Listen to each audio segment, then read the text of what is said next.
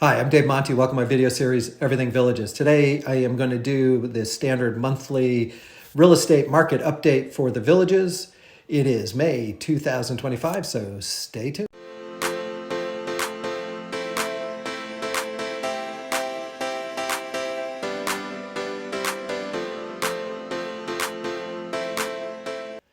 As always, a little bit of housekeeping before we get started. If you like this video, please hit like. If you like my channel, please subscribe to it. Both those actions help these videos reach more people, and I greatly appreciate it. Also, if you like a copy of my free 42-page guide, Buying and Selling a Home in the Villages, you can email me right here at davemontysales@gmail.com, and I'll send you out a copy. I also have a nifty cost of living calculator / budgeting tool that does require Microsoft Excel, but if you'd like a copy of that, you can also email me right here at davemontysales@gmail.com. And a little bit more of housekeeping. I do have plenty of other videos out there, Biggest Bang for Your Buck, where we talk about updating homes either for listing clients before they sell or buyers after they buy a house. That's will create equity either for the seller or the buyer if the home needs updating. Cost of living calculator, like we suggested, but there's a couple tutorials because it's a pretty comprehensive calculator. I also have video on understanding the two different markets here, working with the VLS versus MLS, pricing videos, location videos, etc. My goal is actually update these this summer. Some of these are actually getting a little bit aged out. It just takes a little while to get these done. All right. This month's market overview is very similar to last month's. Just we're starting to reinforce what I have been discussing over the last month or two here. Record new home sales continue. What's interesting, though, is that also there's a record number of people selling down there. The percentage of homes for resale down in the newer sections of the Villages is much higher than anywhere else in the Villages. People are moving in and at a higher rate than normal. Within a year or two are turning around and selling their homes, and there's plenty of evidence to support that. Homes that need updating are staying on the market much longer because they're building in a perceived good location. Right now, the resale market is competing head-to-head with the new home sales here in the Villages. Inventories are increasing rapidly, continuing to increase, but we are starting to see more aggressive pricing. Months of inventory, if you've seen any of my videos in the past, you know what this is, but I'll explain it to people who have seen this for the first time. Months of inventory takes the amount of inventory that's on the market today, divides it by how fast homes have been selling over the last 3 months per month. And when you do that, it tells you how many months it would take you to deplete the current inventory if no other inventory came on the market and the same pace of selling continued to happen. I've been taught that a balanced market is about 6 months of inventory. Anything less is a seller's market. We're at 4.3 right now months. And I can tell you it's a pretty strong seller's market right now. I mean, very strong and getting stronger. All right, months of inventory on a graph, just taking a snapshot is one thing to say, hey, there's 4 months of inventory, but where's the market heading? And you can see right here, here's COVID, come out of COVID and it dipped back down, and now we're heading back up as far as the amount of the months of inventory on the market. So we see that increasing as we go. Now, a lot of these graphs are almost going to look the same as that. We were seeing this before COVID, and then COVID happened and it helped out quite a bit. But if I just kind of take a straight line through there, and a lot of the graphs are the same shape, is that things were increasing before COVID, and COVID happened, which helped the resale market out quite a bit. And I think we're past COVID now, and the effect of COVID is having one effect right now, and I'm going to show that a little bit later. But overall, I think we've started getting out of the shadow of COVID somewhat. Okay, active listings, same thing. If I take a look at increasing before COVID and then increasing coming out of COVID, and we're at an all-time high of the number of active listings. Now, this makes sense for a couple of reasons. Well, one of them, it is a slower market, and the demand is down a little bit. Overall in the United States, but also the Villages is working on doubling in size. So you would expect the number of active listings in any condition of the market is going to continue to increase as they build more and more homes here. New listings. This is just the number of new listings that have been put on the market. Even during COVID right here, we had a little bit of an increase in listings, but in general, it's remains fairly consistent up until about a year and a half ago, and we're starting to see a decent increase in the number of new listings. Again, more homes here. We also have the effect of people buying into the new location and a lot of people not liking it. And at a record pace down south, people are buying new homes and they're turning around within a year or two and putting them on the market. And there's plenty of numbers to support that. Even looking at the market update that the Villages sends out, which is just a batch of snapshot numbers, there's no trending in there at all. They're at a record number of new home sales over the last quarter. And I believe, if I remember off the top of my head, it was about 900 new homes. But what was more interesting was that in that newer area, they sold 150 resale homes. Okay, they're almost brand new homes, but they're on the resale market. And that's a huge number. That is more than 10% in a quarter, when an average turnover here in the Villages is 5 or 6% annually. So again, people are buying in record numbers in the newer locations, but they're also turning around and reselling in the new location at record numbers. I talk a lot about this just allow the buyer beware type of situation. In other words, give you as much information to make an informed decision. The newer areas are great for some people, but again, a lot of people are just not liking it, and they're moving out of the Villages. That's the challenge. They're coming in and saying, I don't get the Villages experience. I'm in my car all the time. And why are they in their car all the time? And I've got plenty of videos on this as well. You have all the amenities down there, meaning you got pools and golf courses and mini golf courses, pickleball, tennis, rec centers, clubs, etc. But you have no conveniences, meaning currently you have to hop in your car and drive north. You're not necessarily getting in your golf cart to go to the doctors, possibly go to the grocery store, dentist, other miscellaneous shopping. So in general, a lot of people are spending more time in their car in traffic than they are in golf carts down there. Number of sales has remained fairly flat. And when you have increasing inventories, because they're building more and more homes, but the sales have remained very flat over the last 5 years, minus what happened here in COVID. So up and down, and usually this is busy, busy season, busy season, busy season. But demand remains fairly flat, but the supply continues to increase, and that mismatch will continue for a little while. So days to sell. Of the homes that have sold, how long did it take to go from listing the home to having it under contract?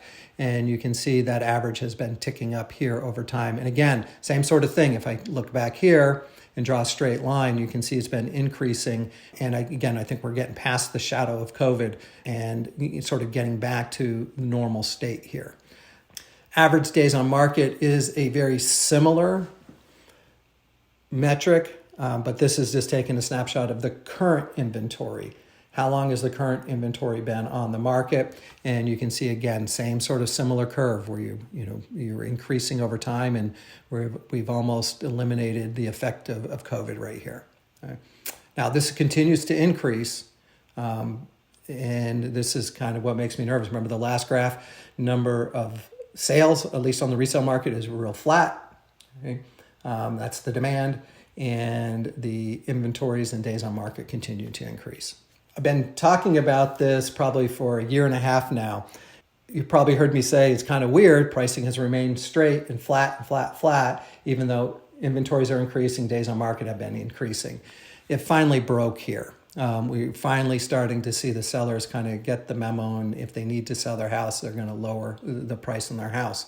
I've sold more over the last couple of months than I did in the first couple of months in the year, but almost every single one of the deals I've been involved with, whether I was listing the home or working with the buyer, have pretty much been at bargain prices. Same graph, I just blew up the axis over here to give it a little bit more drama, and you can kind of see flat, and it finally turned over here. You didn't see me just do this, but I went on to the next graph and it's not there, so I'm not sure where it went in my presentation. But use your imagination. What I did is I plotted the average price by month over the last 10 years. So over the last 10 years, what was the average sale price in January and average sale price in February, et cetera. And it's pretty dramatic that the pricing historically has gone up during busy season, and in this busy season it dipped. So I think if we weren't in busy season, this dip would be even more pronounced. Right. So this is sale price to original price. What it just means is you originally listed the house at price X, lower price, lower price, lower price, and it sold at price Y. Okay. And we can see during COVID, we put a house on the market and it sold in a couple of days. Over time, again, if you kind of look at this curve, it's been going down over time, but all of a sudden it just dropped. So we're almost at a 7% difference between what people are originally listing their homes for and what they're actually selling for. And that's a pretty dramatic drop. And you can see here again, when pricing typically goes up, we're seeing a pretty sharp downturn. So what's causing all of these changes? Well, there's a number of effects. One of them is the new home section, people buying down their record numbers. But another one here is, here's COVID. COVID, 2020 range in here. And what happened is that I think we stole future buyers and they bought here. So that's why you saw an increase in sales during COVID. But we just stole from the future.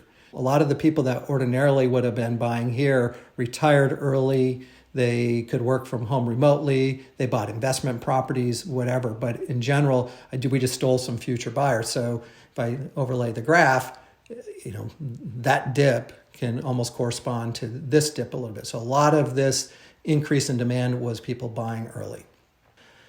Active listings over the last 10 years. Okay, now here's what I mean by the new home sales affecting the resale market.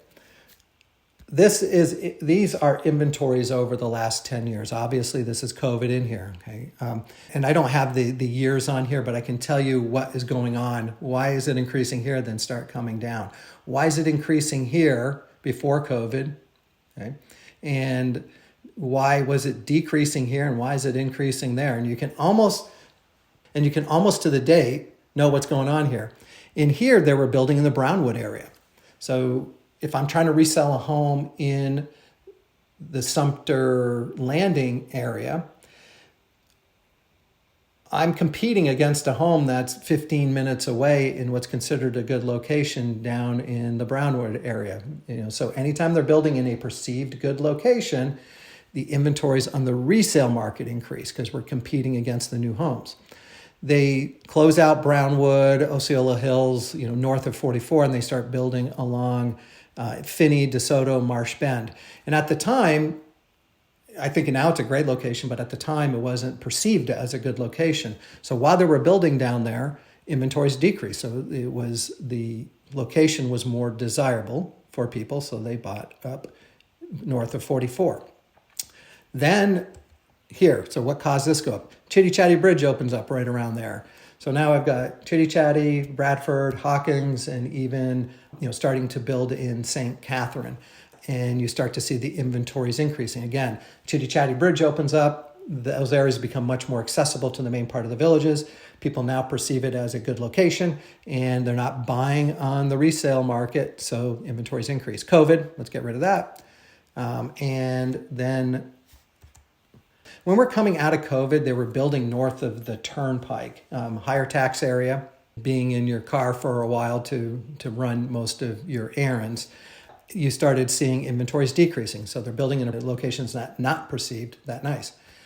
What's this line right here? They opened up the Bexley Bridge and started building in Shady Brook and started building in Well Point in this area. So now we're competing against what is perceived a good location. And when that happens, inventories increase on the resale market. Now, what makes me nervous on the resale side for listing clients, not for buyers, this is good news, for listing clients, is that there's no end in sight to where they're building right now. They've got more land than they know what to do with. So new home sales are going to continue to eat into this market. So here's other factors that I'm hearing from buyers more on a anecdotal level rather than an analytical level is, yeah, we went and bought a new home. Need to sell our home first. I'm hearing a lot more of that lately. I don't know if it's other markets are taking longer to sell. I'm not an expert in other markets, so I couldn't tell you, but I hear this a lot from my buyers. I need to sell our house first. Waiting for interest rates to come down, uncertain about government-funded programs. I've heard this from more than one person is, I don't think they're going to cut anything. I said, but when you get rid of a significant portion of these government agencies, am I going to get my checks on time, as an example? A lot of nervousness about inflation and where the economy is going right now. So there are a lot of other factors that are going on. I've shown this graph more than once. Okay, so there has been a disconnect in the market. This disconnect is slowly, the sellers are starting to put a little bit better pricing on their home. They're starting to get this point, is that they lower price, and finally they can sell it because they're getting a little bit closer to where homes are actually selling. The big disconnect was all the buyers were seeing this price and expecting this price. So there was a little bit of a disconnect in the market. Buyers were expecting bargains and sellers were just sticking to their price. So this is part of my dashboard every morning on my MLS system. It just shows me number of new listings, price increases, price decreases, back on the market, etc. So over the this is 7 days, there's been 77 new homes hit the resale market on the MLS. There's been 60 sold. That means we're still increasing inventory. 77 come on and only 60 sold. In a more balanced market, 77 come on and 77 sell. The big thing to show you on here is is this number right there. There was 130 price drops. That's 25% of the market had to drop their price. This is part of my listing presentation. Trying to get sellers to understand what's going on in the market right now, is that when you do a market analysis, it is a lagging indicator, meaning I'm looking back 3 months, if not more, for pricing. And so even if I was able to look back 3 months and just average it out, that means that my pricing on paper is a month and a half old. Okay, so I have an up market. Here's my pricing. Here's when I'm going to list. I look back 3 months to do my comps. Now, I'm going to show you even what, in the worst case, is even if I'm looking at a home that sold yesterday, it went under contract a month and a half ago. Okay, so I'm looking at old pricing. And in an up market,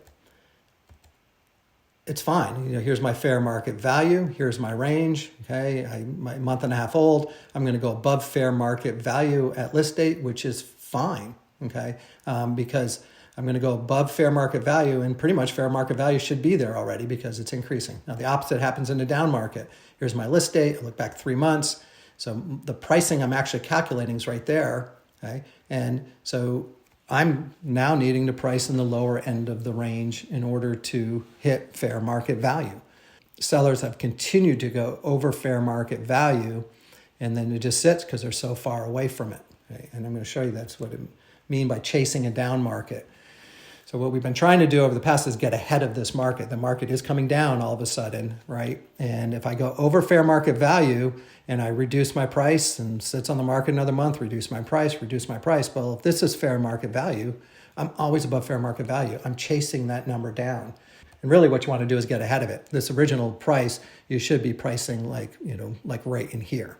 So the goal would be to actually put it like even a little bit below fair market value. Again, that average fair market value is an old number from a month and a half ago. So by coming under that number, you're pretty much putting yourself solid in the middle of where the market currently is operating. The market has turned.